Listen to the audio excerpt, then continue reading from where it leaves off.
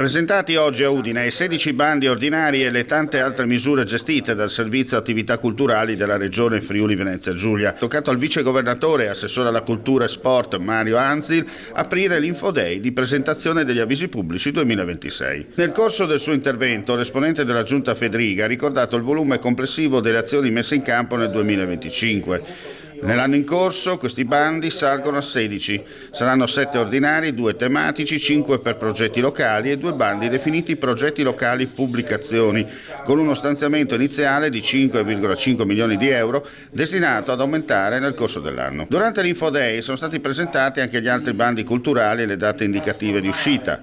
Tra febbraio e marzo il bando per la distribuzione degli spettacoli dal vivo, quello a favore dei giovani, il finanziamento annuale per l'attività delle associazioni dei profughi istriani, fiumani e dalmati e contributi per interventi di manutenzione ordinaria, di miglioramento funzionale, di messa in sicurezza e di adeguamento tecnologico della dotazione strutturale e delle attrezzature tecniche delle sale teatrali e cinematografiche.